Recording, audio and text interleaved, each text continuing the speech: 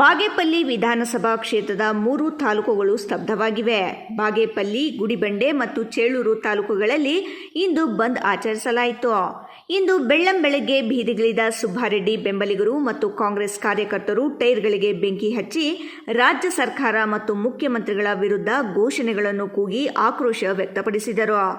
ಸತತ 3 ಬಾರಿ ಶಾಸಕರಾಗಿ ಆಯ್ಕೆಯಾಗಿರುವ ಸುಬ್ಬಾರೆಡ್ಡಿ ಅವರಿಗೆ ಸಚಿವ ಸಂಪುಟದಲ್ಲಿ ಸ್ಥಾನ ನೀಡದೆ ನಿರ್ಲಕ್ಷಿಸಲಾಗಿದೆ ಎಂದು ಆಕ್ರೋಶ ವ್ಯಕ್ತಪಡಿಸಲಾಯಿತು.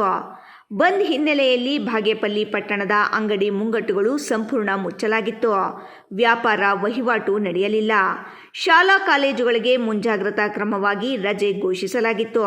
ಬಸ್ ಸೇರಿದಂತೆ ಯಾವುದೇ ವಾಹನಗಳು ರಸ್ತೆಗಿಳಿಯಲಿಲ್ಲ. ವಿದ್ಯಾರ್ಥಿಗಳು ಹಾಗೂ ವಿವಿಧ ಸಂಘ ಸಂಸ್ಥೆಗಳು ಬಂದ್ಗೆ ಬೆಂಬಲ ವ್ಯಕ್ತಪಡಿಸಿದವು. ಬಸ್ಗಳ ಸಂಚಾರ ಸಂಪೂರ್ಣ ಸ್ಥಗಿತಗೊಂಡಿದ್ದರಿಂದ ಬಾಗೇಪಲ್ಲಿ ಬಸ್ ನಿಲ್ದಾಣ ಬಿಕೋ ಎನ್ನುತ್ತಿತ್ತು. ದಿನನಿತ್ಯ ಬೆಂಗಳೂರು ಹಾಗೂ ಚಿಕ್ಕಬಳ್ಳಾಪುರಕ್ಕೆ ಕೆಲಸ ಕಾರ್ಯಗಳಿಗಾಗಿ ತೆರಳುತ್ತಿದ್ದ ಉದ್ಯೋಗಿಗಳು, ಸಾರ್ವಜನಿಕರು ಸಾರಿಗೆ ವ್ಯವಸ್ಥೆ ಇಲ್ಲದೆ ತೀವ್ರ ಪರದಾಡುವಂತಾಯಿತು. ಕೂಲಿ ಕೆಲಸ ಸಿಗದೆ ಕಾರ್ಮಿಕರು ನಿರಾಸೆಯಿಂದ ಮನೆಗೆ ವಾಪಸ್ಸಾದರು. ಸಾರ್ವಜನಿಕರ ಅನುಕೂಲಕ್ಕಾಗಿ ತರಕಾರಿ ಹಾಗೂ ಹಾಲಿನ ವಾಹನಗಳಿಗೆ ಮಾತ್ರ ಬಂದ್ನಿಂದ ವಿನಾಯಿತಿ ನೀಡಲಾಗಿತ್ತು. ಪಟ್ಟಣದ ಪ್ರಮುಖ ವೃತ್ತಗಳಲ್ಲಿ ಜಮಾಯಿಸಿದ ತಾಲೂಕು ಕಾಂಗ್ರೆಸ್ ಮುಖಂಡರು, ಕಾರ್ಯಕರ್ತರು ಶಾಸಕ ಸುಬ್ಬಾರೆಡ್ಡಿ ಅವರಿಗೆ ತಕ್ಷಣ ಸಚಿವ ಸ್ಥಾನ ನೀಡಲೇಬೇಕು ಎಂದು ಘೋಷಣೆಗಳನ್ನು ಕೂಗಿದರು. ಈ ವೇಳೆ ಮಾತನಾಡಿದ ಚಿಮುಲ್ ಅಧ್ಯಕ್ಷ ಮಂಜುನಾಥ ರೆಡ್ಡಿ, ಬಾಗೇಪಲ್ಲಿ ಕ್ಷೇತ್ರದಲ್ಲಿ 3 ಬಾರಿ ಸತತವಾಗಿ ಗೆದ್ದಿರುವ ಸುಬ್ಬಾರೆಡ್ಡಿ ಅವರು ತಾಲೂಕಿನ ಅಭಿವೃದ್ಧಿಗೆ ಹಗಲಿರುಳು ಶ್ರಮಿಸಿದ್ದಾರೆ.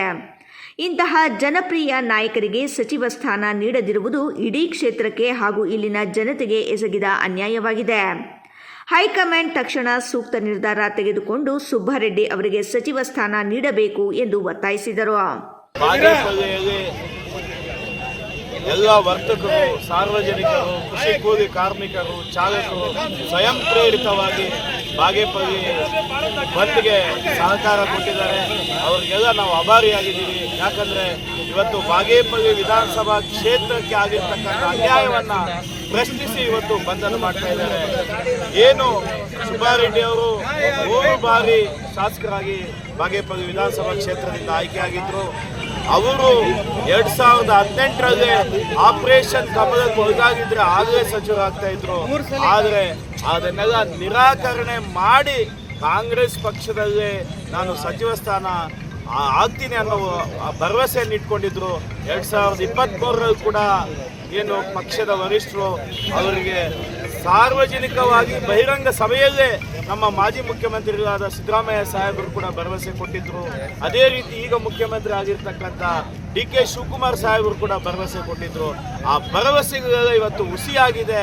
ಇದನ್ನೆಲ್ಲ ಪ್ರಶ್ನಿಸಿ ನಾವು ಇವತ್ತು ಬಾಗೇಪಲ್ಲಿ ವಿಧಾನಸಭಾ ಕ್ಷೇತ್ರದ ಚೇಳೂರು, ಗುಡಿಬಂಡೆ ಈ 3 ತಾಲೂಕುಗಳಲ್ಲಿ ಸ್ವಯಂ ಪ್ರೇರಿತವಾಗಿ ಸಾರ್ವಜನಿಕರು ಬಂದನ್ನು ಮಾಡ್ತಾ ಇದ್ದಾರೆ. ಬಂದ್ ಯಶಸ್ವಿಯಾಗಿದೆ.